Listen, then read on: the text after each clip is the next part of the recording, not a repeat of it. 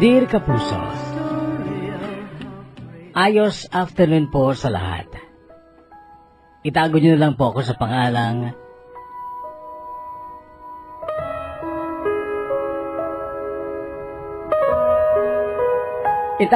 po ako sa pangalang Norian.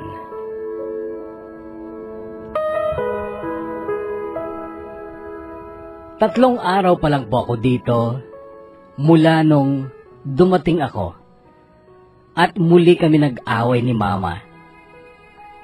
At mas pinili kong lumabas at magpalamig kesa makipagtalo sa kanya.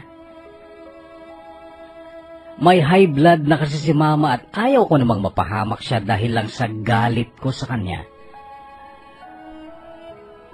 Ang totoo, hindi ko alam kung paano siya patatawarin.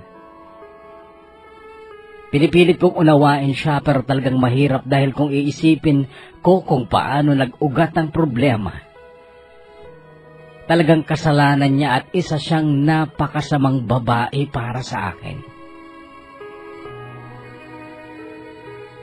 At noong araw nga na yon ay dinala ako ng aking mga paa sa kapitbahay naming sari-sari store kung saan ako bumili ng soft drinks nang may dumating na lalaki.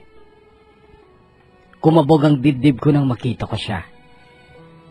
Siya ang lalaking ayaw ko sanang makita o makausap, pero nakita kong may munti siyang ngiti sa kanyang mga labi. Subalit sa kanyang mga mata, banaag ko ang pagkasabik niya sa akin. Sa mga mata niya ay nakikita pa rin ang pag-ibig.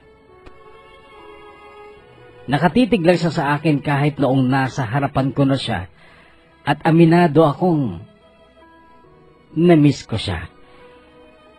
At ramdam kong mahal pa rin siya ng aking puso. Siya si Jerby. Ako ang umamik upang huwag mahalatang tensyonado ako sa aming muling pagkikita. Kamusta? Eto, binata pa rin. Bakit hindi ka pa nag-aasawa? Nakalimutan mo na bang sinabi ko sa'yo? Jerby, ayoko nang marinig yan. Excuse me. Si Jerby ang aking first love.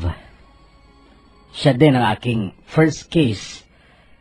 At napakarami pang first. At parang nanumbalik ang lahat ng kilig at pag-ibig nung sandaling yon matapos kaming magkita ulit. Makalipas ng mahaba-habang panahon na hindi namin pagkikita. Noon ko napatunayan na makalipas ng matagal na panahon at sa kabila ng napakarami ng nangyari sa buhay ko, ay malakas pa rin ang magneto ni Jerby sa akin. Noon ay umiyak na lang ako at hinayaan kong lumipas ang maling damdaming yon. Kung hindi ko man mapigil ang puso kong ibigin ulit si Jerby, alam kong mapipigil ko ang aking sariling muling magkaroon ng ugnayan sa kanya. At alam kong ito ang dapat, sapagkat hindi na ako pwedeng magmahal ulit. Kahit pa sa kanya, na siya pa ring laman ng puso ko. Grade 6 lang ako nung maramdaman ko ang kakaibang damdamin iyon para kay Jerby.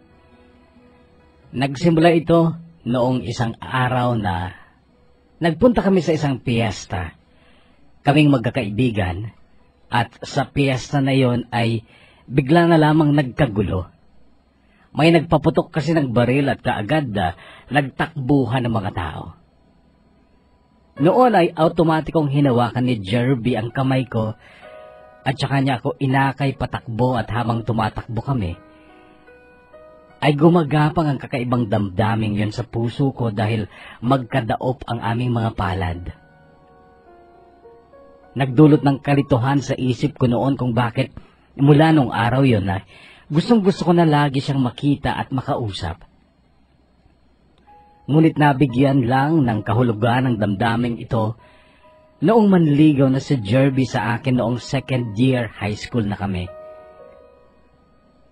Noon din ay gusto ko nang tanggapin ang pag-ibig niya dahil alam kong mahal ko naman siya at isa si Jerby sa iilang tao lang na nakakaunawa nagpapahalaga at nagmamahal sa akin. Siya, ang best friend kong si Buena, at ang aking Auntie Marie lang ang mga taong nagpapadama sa akin ng pagmamahal at pagpapahalaga noon. Kaya alam kong dapat ko lang tanggapin ang isinusuyong pag-ibig ni Jerby. Ngunit hindi ko ito ginawa dahil sa matinding takot ko sa aking ina. Malupit si Mama sa akin noon pa. Kahit walang dahilan ay sinasaktan niya ako. Ano pa kaya kung may nagawa na akong mali? At alam kong hindi kailanman magiging tama sa paningin ng aking ina kung sa edad kong 14 noon ay magkakanobyo na ako. Sigurado akong hindi niya ako lulubayan ng sampal at sabunot. Ito rin ang mga panahon na napalagian akong nasasaktan dahil sa aking mithiin na sana buhay pa ang papa ko. Siya sana ang pinakamalakas kong kakampi. Si Papa sana ang magtatanggol sa akin sa tuwing pinagmamalupitan ako ni Mama. Kung buhay pa ang ama ko, hindi sana ako dadamya o dadanas ng maraming pasakit at kaapihan mula sa aking ina. Bata pa ako nung malaman kong patay na ang papa ko. Kung hindi ako nagkakamali, siguro grade 3 ako noon, pero wala akong nakitang kabaong o wala akong natatandaang nagkaroon ng lamay. Wala akong matandaang ganon. Sa ibang bansa namatay si Papa. Pinatay. Pinugutan ng ulo dahil nagkasala ito sa batas ng bansang Qatar kung saan siya nagtatrabaho noon bilang family driver. Napatay daw nito ang kanyang amo. Ito ang natatandaan ko sa mga kwento ni Mama at ni Lola Lucing nung buhay pa siya. Third year high school na ako nang makita ko ang isang lumang Biblia sa bodega. Napaka-alikabok. Isa akong mabuting bata kahit alam kong hindi dapat naaalikabukan ang banal na aklat. At lalong hindi ito dapat nilalagay sa bodega. So kinuha ko yon kahit na wala naman sa isip ko ang magbasa. Ngunit binuklat ko at automatikong lumantad sa akin ang isang litrato ng aking ama. Napakaganda ng kulay dahil ang litratong iyon ay sa Qatar pa nagmula. Sa picture na yon ni Papa ay kasama ang dalawang batang Arabo na parehong masayang nakangiti. Isang babae at isang lalaki. Nang tingnan ko ang litrato ay may nakasulat pala at sa akin naka-address ang dedication. Ganito ang nakasulat. My dearest Nori, I'm with Ashraf and Sameh. They are my boss, son and daughter. Mababait sila. Kasing bait din ang amo ko. Ka-age mo si Ashraf kasi 10 years old na rin siya ngayon. Siya yung lalaki at si Sameh naman yung babae at siya ay 12 years old na. Someday, anak, I hope na ma-meet mo sila kapag nakapagbakasyon kami dyan kasama sila. Study hard, my dear daughter. Ohibok. Nakadama ako ng lungkot nung sandaling yon, kapuso, pero bahagyang napakunot ang noo ko sa huling salita ni Papa sa dedication ng litrato. Yung salitang Ohibok. Hindi ko alam kung ano yun noon at wala akong mapagtanungan. Hindi pwede kay Mama dahil alam kong magagalit lang siya. Gaya ng kung paano siya biglang nagalit sa tuwing mababanggit ko si Papa sa kanya. At nang muli kong mabuklat ang Biblia, Isang sobre ang nakita ko. Sobre ng sulat pero walang sulat sa loob. Sobre lang, at ang sobre na yon ay nakasulat doon ang address ni Papa sa Qatar. Inilagay ko ang litrato sa loob ng sobre at saka ko ito itinago sa sisidlan ko ng mga mahalagang kagamitan ko. Kailangan kong itago ang litratong yun upang may maiwan namang souvenir sa akin ang aking ama. Kahit yun lang matira sa lahat ng litratong sinunog lahat ni Mama noong grade 3 ako. Matapos mabitay si Papa noon sa pagkakantanda ko ay sinunog lahat ni Mama ang mga litrato ng aking ama para daw madali niyang makalimutan ang Papa ko. Wala pang isang taon pagkatapos nun ay nakipag-asawa na si Mama kay Tito Fred na akala ko nung una ay matalik lang niyang kaibigan. At naging paksa rin ng tsismisan noon ang bigla ang panganganak ni Mama, samantalang 6 na buwan pa lang silang nagsasama noon ni Tito Fred. Ang tsismis noon ay dati na raw silang may relasyon. Pero paslit, o bata pa ako noon at wala akong nakikitang mali sa mga ginagawa ni Mama. Maliban lang siyempre sa pagiging malupit niya sa akin. Noong grade 4 ako, kapuso, ay may 2 na akong kapatid. Ang kambal na sina Yula at Yoli. Noon ay masalang humirap ang buhay ko. Hindi lang dahil may kaagaw na ako sa lahat ng bagay, kundi dahil naging katulong ako ni Mama sa mga gawaing bahay. Mabuti na lang at may isang taong nahahabag sa akin noon, ang aking Auntie Marie. Nakatatandang kapatid ni Mama at isang matandang dalaga si Auntie Marie. Siya ang tumutulong sa akin noon sa tuwing inaalipin ako ng aking sariling ina. Si Auntie Marie din ang tumustos sa pag-aaral ko mula high school hanggang tumuntong ako sa kolehiyo. Mahal ako ni Auntie Marie, ngunit may masamang salita pa si Mama tungkol sa kabutihan sa akin ng kapatid niya.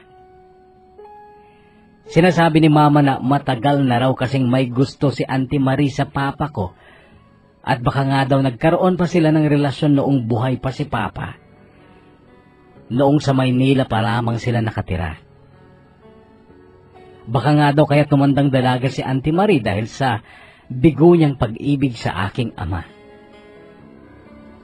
Kung may ibang tao ang nakarinig sa mga paratang na yon ni Mama, kawawa sana ang aking Auntie Marie. Pero ako lang kasi ang pinagsabihan niya at hindi ko yon inintindi dahil walang nagagawang mabuti ang masasamang salita ni Mama. At kahit ano pang sabihin niya laban sa kapatid niya, hindi ko kailanman matututunang kamuhian si Auntie Marie, sapagkat napakabuti niya sa akin. Sa kanya ko naramdaman ang pagmamahal at pagpapahalaga ng isang ina na kahit kailan ay hindi ko naramdaman mula kay Mama. Second year college na ako noong sa wakas ay makalaya ako sa poder ni Mama, pero ito ay matapos niya akong bugbugin dahil sa malakas na pag-iyak ng anak niyang si Yula. Grade 2 na noon sina Yula at Yoli. Nag-away sila at muntikan nang mahulog sa hagdan si Yula. Nung umiyak ito ay naunahan ako ni Mama para kunin ito sa pagkakalambitin niya sa barandillas ng hagdanan. Pero matapos niyang maibaba si Yula ay ako ang hinarap ni Mama. Sampal, sabunot, tadyak, suntok ang ibinira niya sa akin. Ang mga paratang niya, ihuhulog ko daw sa hagdan ang anak niya. At sa bawat salitang sinusubukan kong ibigkas upang magpaliwanag ay isang sampal sa nguso ang katumbas. Dumugo ang bibig ko noon at patong-patong ang pasa sa mukha ko. Umiiyak akong tumakbo sa bahay ni na Auntie Marie at napaiyak si Auntie nung makita niya ang ayos ko. Hinila ako ni Auntie Marie sa barangay hall. Noon ay umaksyon kaagad ang kapitan. Natakot si Mama sa mga sinabi ng kapitan. Pwede daw siyang mabilanggo dahil sa ginawa niya sa akin. At hindi na raw ako dapat tumira sa poder niya. Noon na ako tuluyang nakuha ni Auntie Marie sa kanya. Matagal na akong gustong ampunin ni Auntie pero hindi siya makaporma kay Mama. Pero noon, dama ko sa yakap ni Auntie Marie ang ligaya dahil sa wakas, kaming dalawa na ang magkakasama. At hinding-hindi na ako pwede pang pagmalupitan ng aking sariling ina. Ang lugar na ito ay pinamumugaran ng malaking pamilya ni na Mama. Magkakapit-bahay lang sila.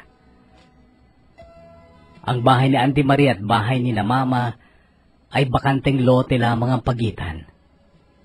Halos lahat sila dito ay magkakamag-anak.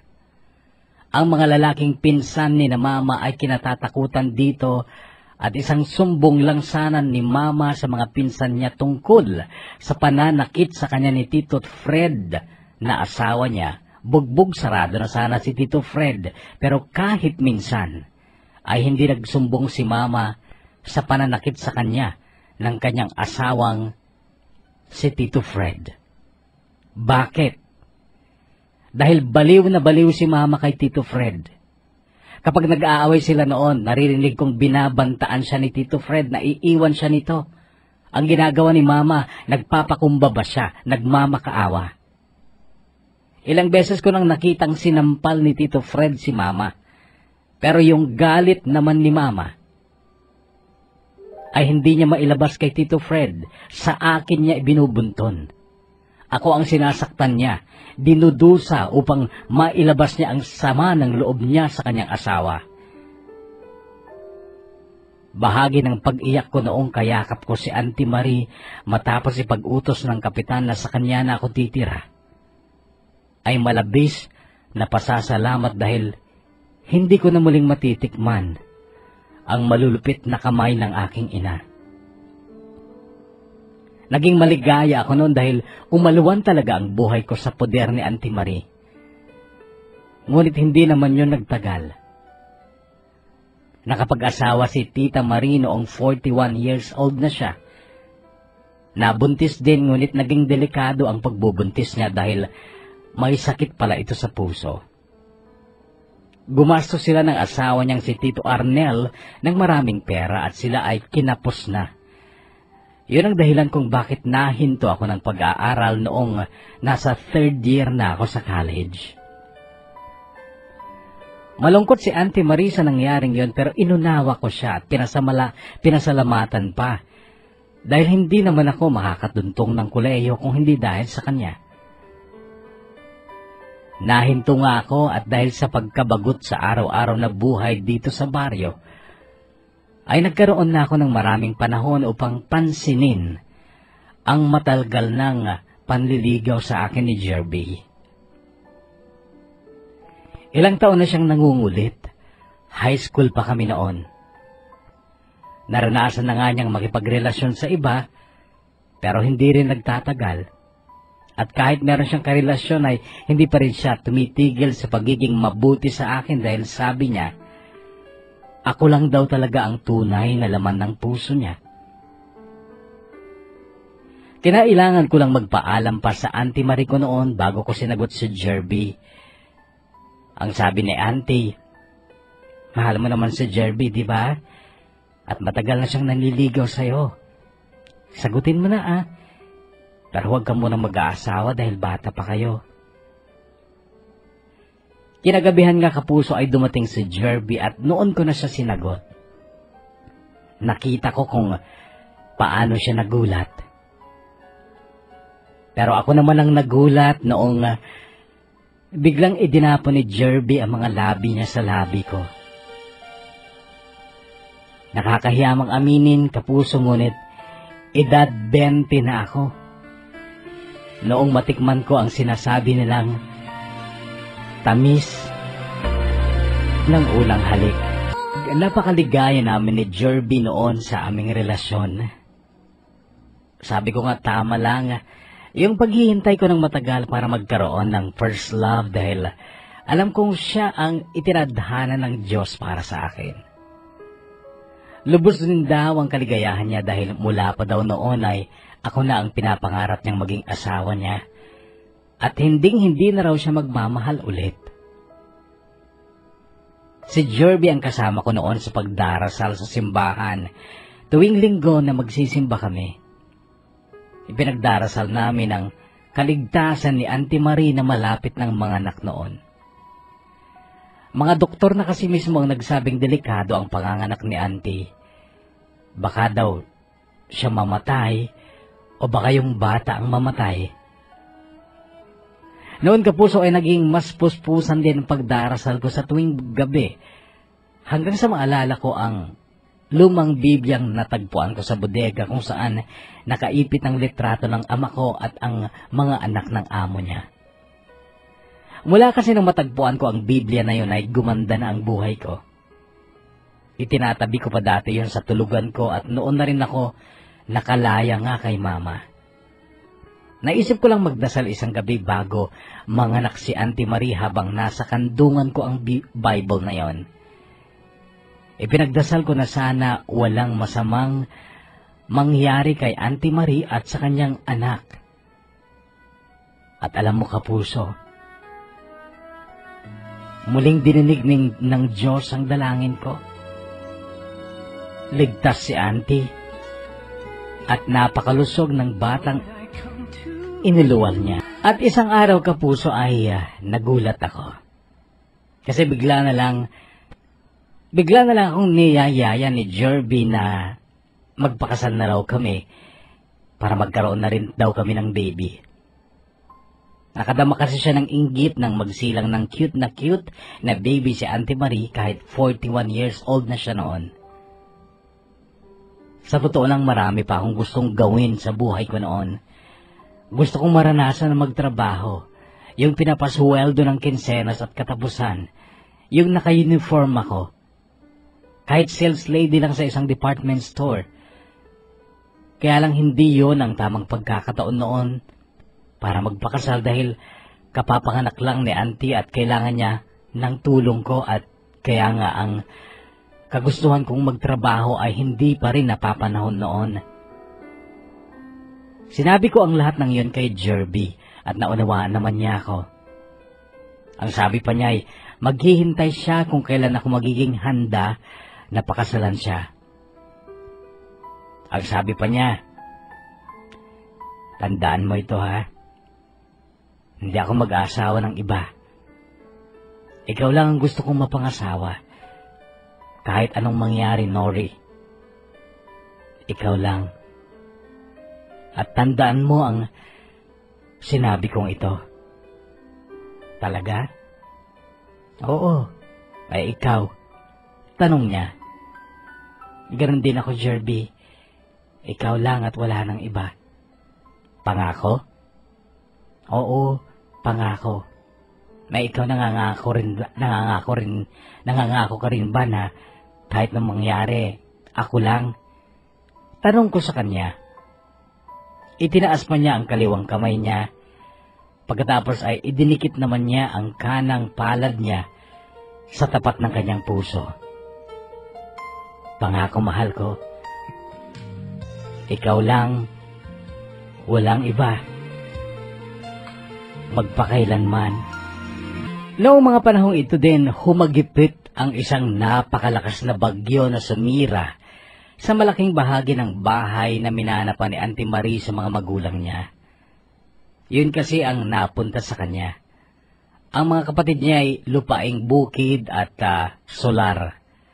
Siya ay solar lamang at yung bahay na luma. Dahil halos masira nga ang buong bahay noon ay napilitan si Tito Arnel na ipagawa ang bahay.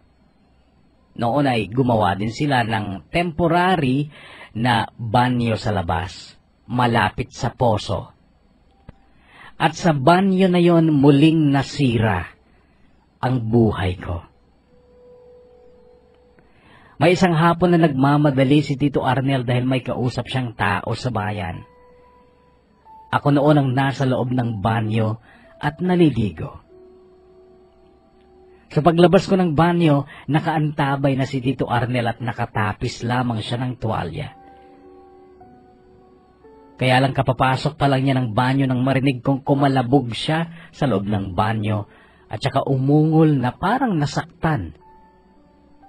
Sinilip ko siya at nakita kong nakasalampak siya sa batuhang sahig ng banyo.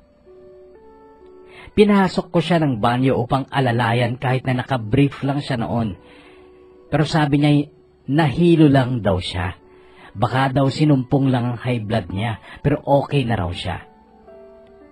So lumabas na ako ng banyo pero bumulaga sa akin si Mama na may hawak na timba. Iba ang tingin niya sa akin. At sa banyo kung saan naroon si Tito Arnel, malanti. Narinig kong sabi niya.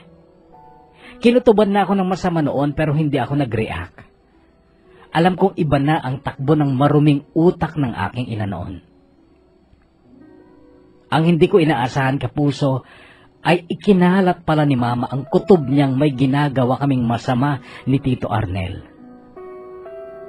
Maraming naniwala dahil nga kapapanganak lang ni Auntie Marie noon. Ngunit sa lahat ng taong naniwala, hindi ako makapaniwala na pati ang boyfriend kong si Jerby naniwala sa chismis na yon na ikinalat ng sarili kong ina. Iniwasan ako ni Jerby at yun ay naging sobrang napakasakit para sa akin. Kung ako nananay ka na kababa sa paningin niyo, sige tirahin na ninyo ako at mamahalin ko pa rin kayo.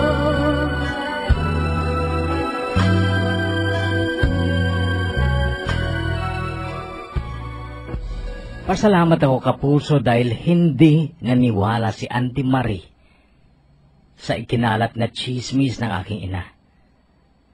Siya pa ang nag-utos sa akin na lumayo muna para hindi masira ng tuluyan ang buhay ko. Noon din ay tumawag si Auntie Marie sa kaibigan niyang si Manang Melba sa Maynila. Agad namang sinagot ni Manang Melba ang tawag kaya't napabilis ang aking pagluwas ng Maynila. Ang maganda, dati nang nakahanap ng trabaho para sa akin si Manang Melba. Noon natupad ang pangarap kong maging sales lady sa SM Department Store. Ngunit hindi ako lubos na masaya noon dahil duguan ang puso ko dahil kay Jerby. Hindi ko na siya nakausap bago ako umalis. Ang pag-alis kong yun ay parang hindi na ako babalik. Dahil dala ko lahat ng gamit ko. Pati ang mga importanteng dokumento gaya ng birth certificate, diploma at mga pictures ko, kinuha ko lahat. Sa totoo lang, wala na talaga akong balak bumalik. Bakit pa ako babalik? Sirang-sira na ang imahe ko. At ultimong boyfriend ko, naniwalang sira na nga ako. Masakit, kapuso. Napakasakit ang nangyari sa akin at noon muling umugong sa guni-guni ko ang minsang sinabi ni Mama noong magtatapos na ako ng elementarya. Bigla kasing nawala sa sampayan ng bagong damit na isusuot ko sa graduation ko. Binili yon ni Auntie Marie para sa akin. At habang umiiyak ako sa paghihinagpis dahil sa nawala akong bagong damit, narinig kong sinabi ni Mama ang mga salitang ito. Nagsisimula ng malasin ang buhay mo, Nori. Kasama na siguro yan sa mga sumpa ng pamilya ng Arabo na pinatay ng ama mo. Siyempre, anak ka ng tatay mo. at kadamay ka sa sumpa ng pamilya ng amo o pamilya ng amo niya na pinatay niya. Kasama ka doon, kadamay ka doon. Kaya mamalasin ka rin buong buhay mo. Sa totoo lang, kapuso, hindi lang sa physical ako tinorture ni mama noon. Pati mental, emotional. Tama bang sabihin niya sa akin yun sa mura kong edad? Gayon po man, sa totoo lang, kapuso, ay naniwala ako na baka nga isinumpa nga kami ng pamilya ng napatay ni Papa. Si Mama, obviously nadamay din dahil mula nang mag-asawa siya ulit, ay nagkamalas-malas na rin ang buhay niya. Sinasaktan siya ni Tito Fred, inililihim lang niya. At alam kong karma na rin yun sa kanya. Minsan ay nabanggit ko kay Manang Nelba isang araw na wala kaming mapagkwentuhan. Nagulat nga lang siya dahil hindi pala niya alam na nabitay ang papa ko sa Qatar. Sandali nga siyang natahimik noon at para bang nag-isip pa.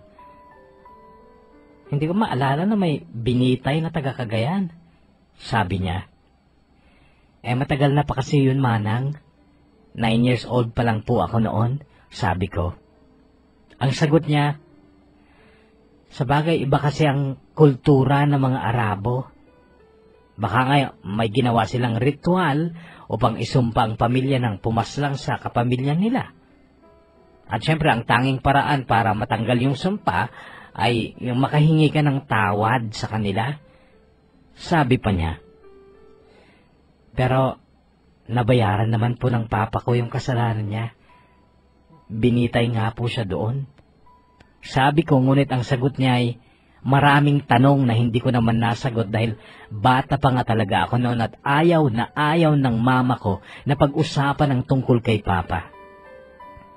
Nagagalit siya kaya talagang hindi na nadagdagan pa ang kaalaman ko tungkol sa aking ama. Nakilala ko si Oni, isang salesman din sa department store at siya'y nanligaw sa akin. May itsura naman si Oni pero hindi pa talaga handa ang puso ko noon na magmahal ulit.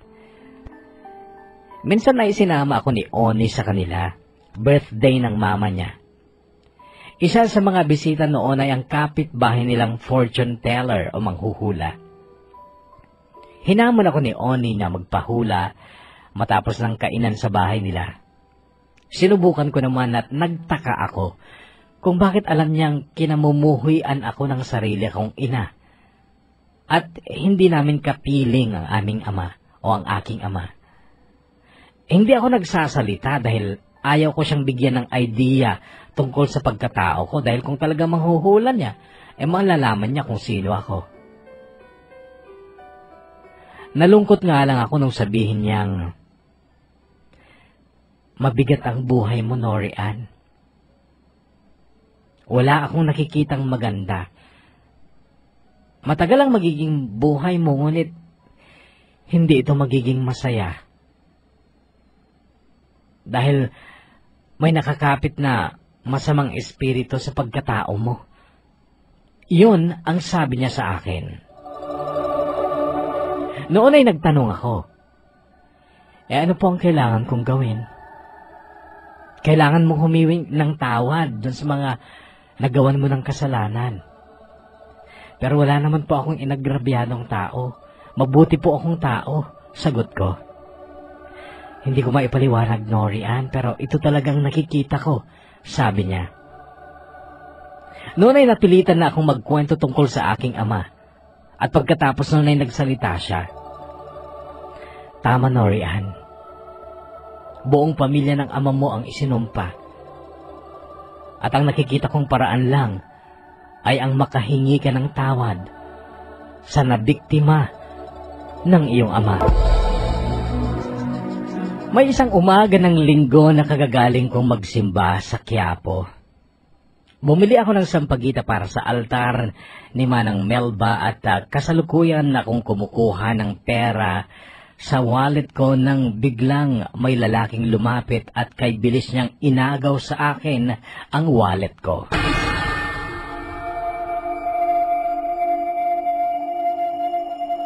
Nabigla ako at hindi ako nakaimik. Yung batang nagtitinda ng sampagita ang nagsisigaw at mayroon namang isang lalaking humabol dun sa mandurukot. Ang sabi ng bata, sundan namin ang lalaking humabol dun sa mandurugas. Kaso nasalubong na namin yung lalaki at ang sabi niya ay wala na. Mabilis daw tumakbo ang mandurukot at lumusot sa mga eskinita. Noon ay iniwan na rin ako ng bata at binawi niya sa akin ang sampagitang hindi ko naman kasi nabayaran dahil wala na nga akong pera. Napaluhan na lang ako noon at sinimulan ko ng maglakad dahil wala na rin akong pamasahe. Sa paglalakad ko sa sidewalk ng mga buildings, ay napansin ko ang maliit na prayer book ko na nakakalat sa gilid ng sidewalk. Pinulot ko yon dahil sure ako na akin yon. Kulay red kasi at may nakasulat na initial ko. Miss, sa'yo ba yan? Tanong ng gwardya. Paglingon ko sa gwardya ay nakita kong hawak pa niya ang ID ko. Sa'yo nga. Sabi niya sabay abot ng aking ID. Nahulog yan dun sa lalaking tumatakbo kanina. Tingin ko nadukutan ka. Sabi pa ng gwardya. Oo, sagot ko pero napako ang tingin ko sa isang poster na nakadikit sa salamin. Ang nakasulat, Urgent. Sales ladies for Doha, Qatar. Fly now, pay later. Biglang kumabog ang dibdib ko noon, kapuso, at kinilabutan pa ako. Bakit doon nahulog ang ID at prayer book ko? Bakit doon sa recruitment agency na yon? Anong ibig sabihin nun? Noong oras din yun, kapuso, ay nag-inquire ako.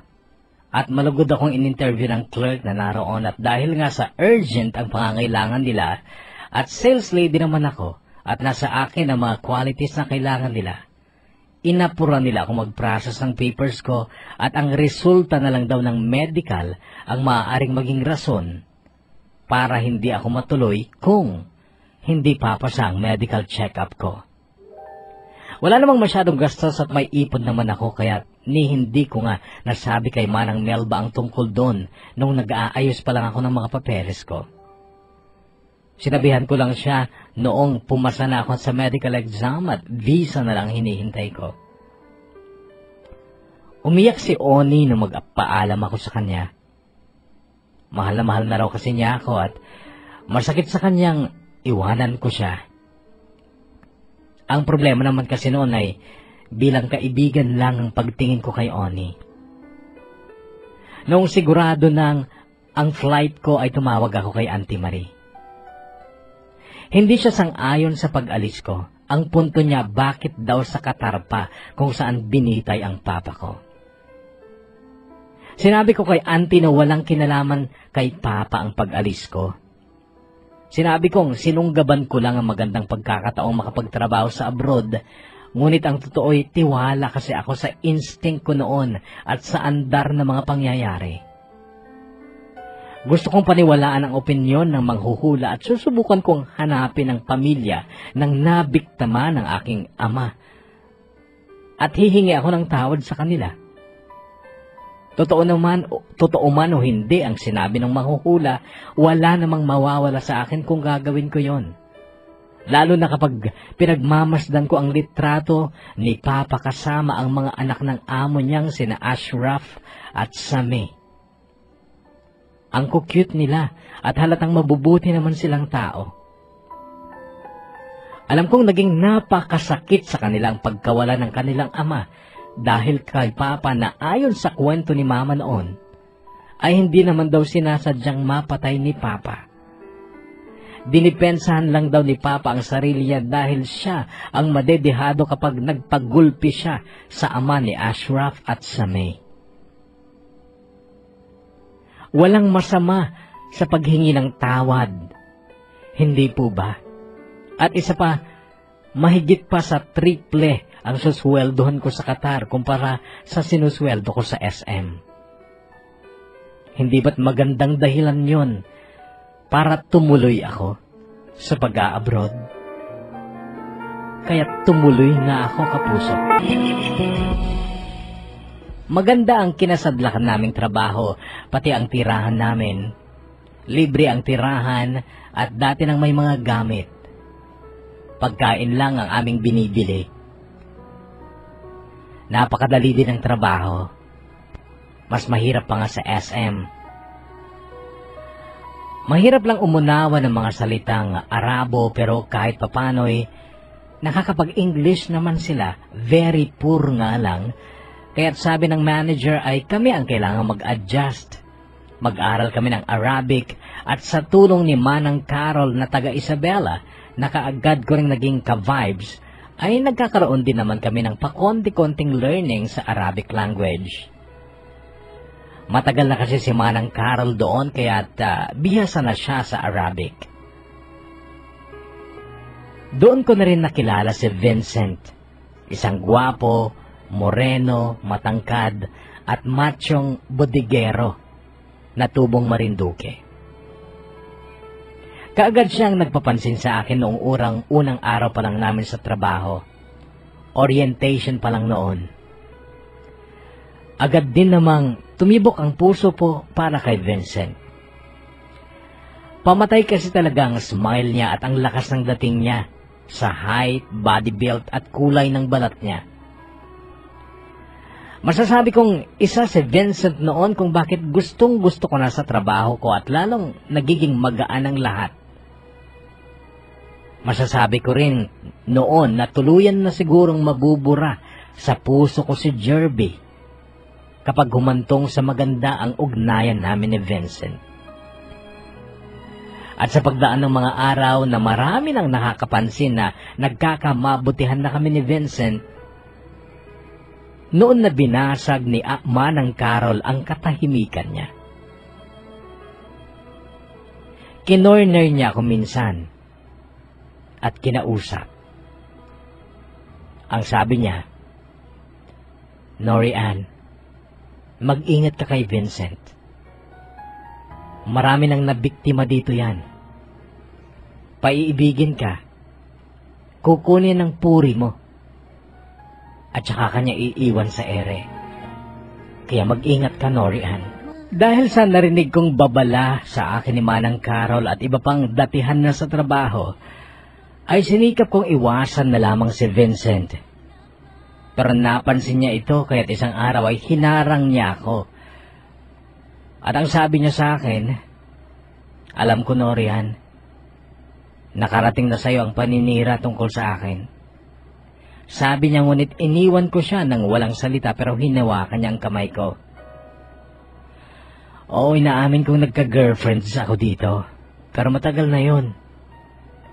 Yung huli, matagal na. At hindi ako ang nang iwan. Nagkataon lang na hindi ako perpektong tao. Nagkakamali din ako. Noon kapuso ay sinagot ko si Vincent. "Vincent, hindi mo kailangang magpaliwanag. Isa pa, kung manliligaw ka man sa akin, hindi rin kita sasagutin dahil may boyfriend ako sa Pilipinas." Palusot ko na lang. Hindi na siya nagsalita kaya't malaya ko na rin siyang iniwan.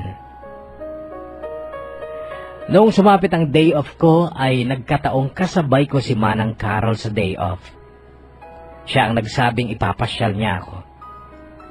Noon ay dinala ko ang sobre kung saan nakasulat ang dating address ni Papa ko, pati yung picture.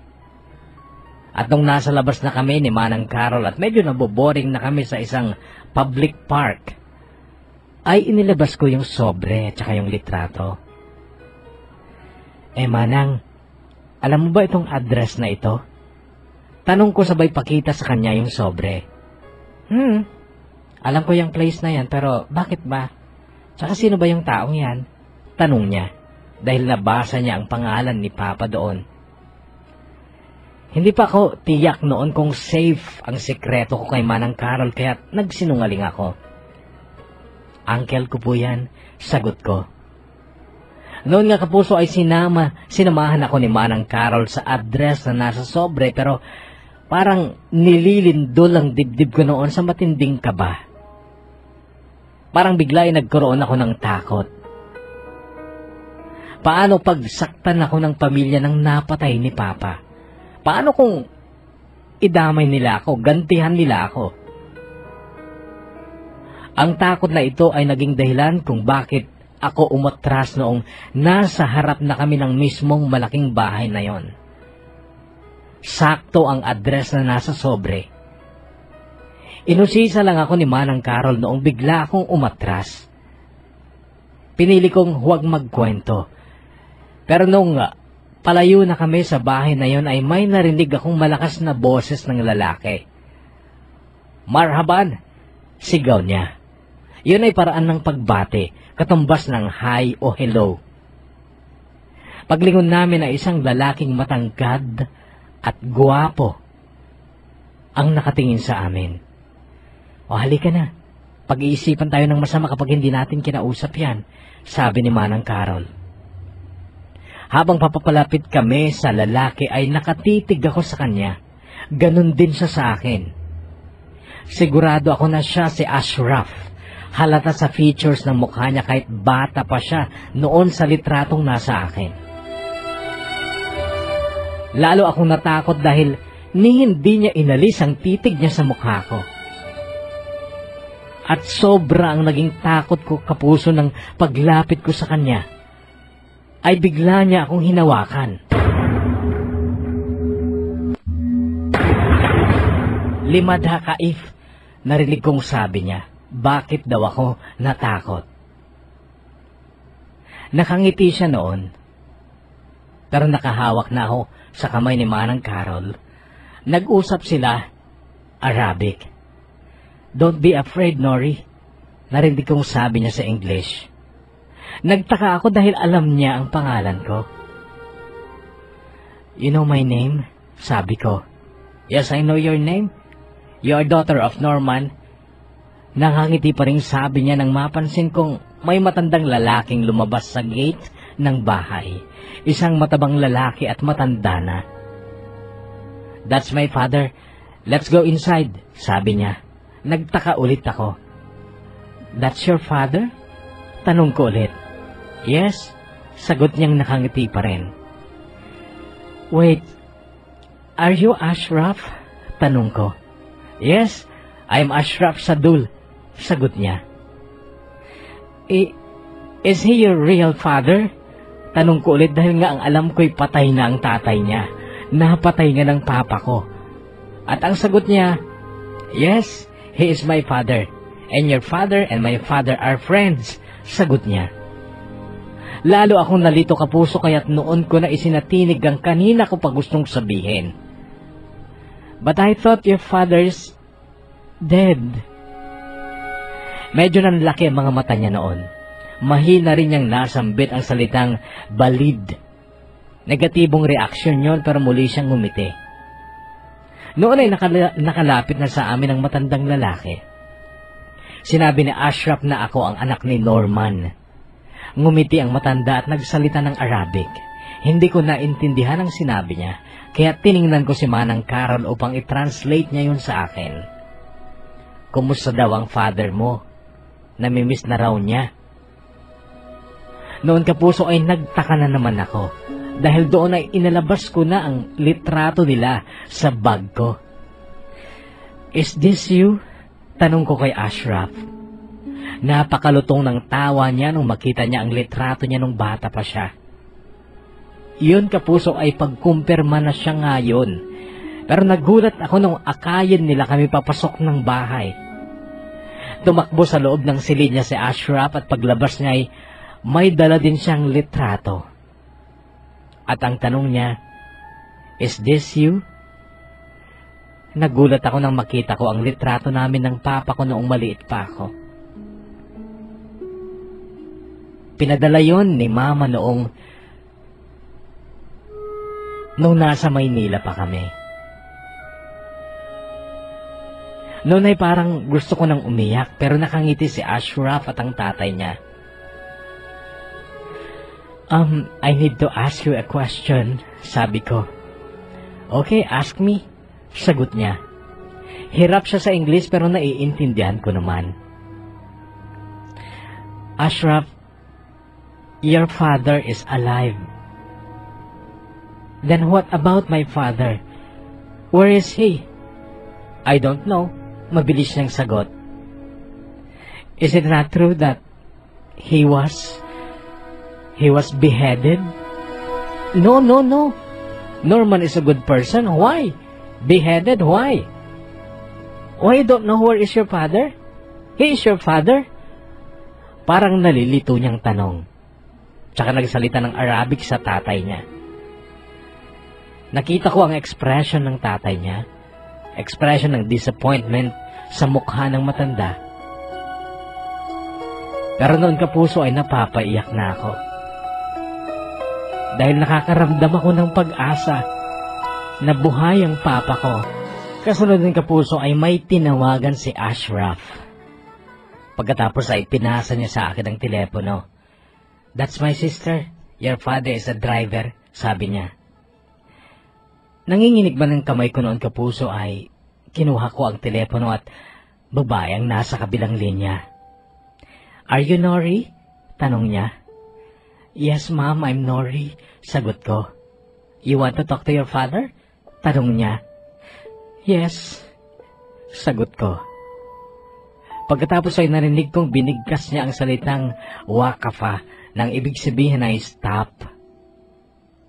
Siguro noon ay nagdadrive si Papa at pinatigil muna niya ang kotse.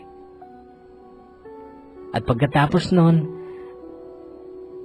narinig ko na ang boses ni Papa. Hello? Sino ito? Nanginginig pa rin ako noon kapuso. Si Norian po ito? Kayo po ba ang Papa ko? Tanong kong hindi ko na napigilan ng pagkahulog ng luha ko. Sandali siyang natahimik, pero nung magsalita, umiiyak din. Anak, ikaw ba talaga yan? Bakit nandyan ka? Hinahanap mo ba ako, anak? Hindi kami nakapag-usap ng matagal ni Papa noon dahil nasa sasakyan sila at malilate na raw si Sameh sa appointment niya. Nasa Dubai sila doon dahil naroon ang negosyo ni Sameh at kinuha niyang driver si Papa kaya nasa Dubai na rin si Papa noon. Nangako si Papa na pupuntahan niya ako sa susunod na linggo sa trabaho ko at iyon ay tinupad naman niya. Hindi ko nga lang siya naasikaso kaagad dahil naka-duty pa ako noon at nagbabantay ang aming supervisor. Hinintay ako ni Papa na matapos ang trabaho ko. At pagkatapos nun ay noon ko pa lang siya nayakap ng matagal habang kaming dalawa ay umiiyak. Sa isang restaurant kami nag-usap at doon siya nagkwento ng mga kawalang hiyaan ni Mama. Hinanap ko kayo noong umuwi ako matapos ng unang kontrata kong 3 taon. Pero hindi ko alam kung saan kayo matatagpuan? Hindi ko alam kung saan ang totoong lugar ng pamilya ng mama mo. Alam kong Cagayan pero hindi ko alam kung anong bayan, kung anong barangay. Tinangay ng mama mo ang lahat ng perang pinaipon ko sa kanya ng 5 taon na papatayo sana ng bahay natin. Napakawalang hiya ng mama mo. Pagkatapos, nakatanggap ako ng sulat mula sa kanya noong bumalik na ako ng Qatar. Sinabi niyang nag-asawa na siya ng iba at kalimutan ko na siya. Pero teka lang, Papa, saan ba talaga tayo nakatira dati? Tanong ko. Sa Maynila. Doon kami nagkakilala ng mama mo. Doon kami ikinasal at doon ka rin ipinanganak. 4 na taon ka lang nung umalis ako papuntang Qatar. Pero pagbalik ko after 5 years, wala na kayo. At hindi ko alam kung saan kayo hahanapin. Ang sabi ni Mama nung maliit pa ako, napatay mo daw ang amo mo. Binitay ka daw. Kaya nag-asawa siya ng iba. Napamura si Papa sa sinabi kong yon. Pero pagkatapos nun ay nagtanong siya, sinong inasawa ng mama mo? Si Fred Mariano? Napatingin ako sa kanya. Siya nga po. Bakit kilala nyo? Tanong ko. Yon ang unang boyfriend ng mama mo. At alam ko, kahit na noong mag-asawa na kami ay mahal pa rin niya si Fred. Kaya siguro siya gumawa ng paraan para tuluyan na akong mawala sa buhay niya. Napakawalang hiya. Noon ay nagkwento ako tungkol kina Mama at Tito Fred pero pinigilan ako ni Papa at ang sabi niya, hayaan mo na anak. Nag-asawa na rin ako ng iba. May 2 ka ng kapatid. Nasa Bulacan sila. Mabait ang tita Nora mo. Sasabihin ko sa kanya na nagkita na tayo. Sabi niya. Noon ay ngumiti ako dahil nalaman kong masaya rin naman pala ang papa ko. Noon ay hinawakan ni Papa ang kamay ko at nung tingnan ko siya, sa mga mata niya ay para siyang maiiyak. At ang sabi niya, napakasaya ng araw na ito anak. Ang bait talaga ni Ala. Gumawa siya ng paraan para magkita tayo. Noong gabing yun ay isinama ko ni Papa kina Ashraf. Doon kami natulog. Talagang kay buti ng relasyon ni Papa sa pamilya ni Ashraf. Talagang para siyang miyembro ng pamilya, palibhasa kasi napakatagal na ni Papang naglilingkod sa kanila. Nagulat lang ako nang biglang tanungin sa akin ni Papa kung may boyfriend akong iniwan dito sa Pilipinas. Sinabi kong wala. Ang sagot niya, gusto ka raw maging asawa ni Ashraf. Natigilan ako. Mabait ang pamilyang ito anak. Hindi ka magsisisi kapag naging asawa ka ni Ashraf. Kilalang kilala ko yan mula pa nung maliit siya. Pero Papa, alam mo naman yung kultura natin, di ba? May ligawan portion, sabi ko. Ngumiti si Papa. Sinabi ko yun sa kanya at yun nga, nagpapaturo na sa akin kung paano manligaw. Sa totoo lang, hindi ako komportable noon sa usapan namin ni Papa. Pero kinabukasan, bago kami umalis ni Papa upang ihatid niya ako sa tirahan namin, ay lumapit si Ashraf at may ibinigay sa akin. Isang napakagandang gintong singsing. Napatangin ako kay Papa. Nakangiti si Papa. Tumango-tango. Ang sabi ni Ashraf, I will court you, Nori, because I want to be your husband. Natapos ang kontrata ko sa Qatar after 2 years. Umuwi kami ni Papa dito sa Pilipinas pero sa Bulacan kami tumuloy sa bahay nila. Bali nag-leave lang si Papa noon upang masamahan niya akong umuwi. Tama ang sinabi niyang napakabait ng asawa niyang si Tita Nora. Napakalambing. Anak ang tawag niya sa akin at ayaw niyang tita ang tawag ko sa kanya. Gusto niya mama. Matapos ng 1 linggo ko doon, nagtungo naman ako dito upang kumprontahin si Mama. Hindi ako nagte-text kina Auntie Marie na nandito na ako sa Pilipinas. Gusto kong masorpresa sila. At pagdating ko nga dito sa bahay ni na Auntie Marie, ako tumuloy at nadatnan ko sila ni Mama sa terrace. Nakatingin lang sa akin si Mama. Yumakap ako kay Auntie Marie. Inutusan niya akong magmano kay Mama, pero hindi ko siya sinunod. Tumulo na noon ang luha ko. Luha ng galit. Sige na, Nori, magmano ka sa mama mo, sabi niya. Pero ang sagot ko, nanay na sinungaling. Nori, huwag kang ganyan. Matuto kang magpatawad at magpakumbaba. Narinig kong sabi ni Auntie Marie. Sa bagay, Dapat nga ako magpasalamat dahil sa mga ginawa mo sa akin, Mama. Dahil sa ikinalat mong chismis noon, lumayas ako dito. Nagpunta ako ng Maynila. At mula Maynila, nagpunta ako ng Qatar, kung saan ko natuklasan ang napakalaking kasinungalingan mo. Sa makati at masama mong bunganga, pinatay mo ang papa ko. Pero ang totoo, buhay siya. Buhay na buhay.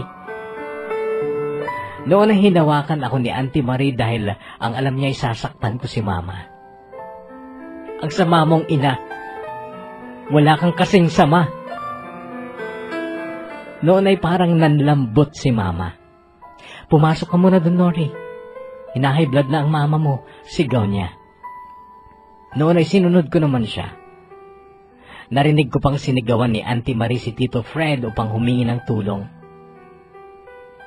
Umiiyak pa rin ako noon at kahit alam kong masama ang lagay ni Mama, ay hindi ako nakaramdam ng pagkaalarma. Dahil nagbabaga ang galit sa dibdib ko. Nagsisisi ako na siya ang naging ina ko. Hindi naman siya dinala ng ospital. Madalas lang daw siyang ganon. Nahihilo. Pinagbawalan ako ni Auntie Marie na kausapin ng ganon si Mama. Pero nung pangatlong araw ko dito, dumating si Mama.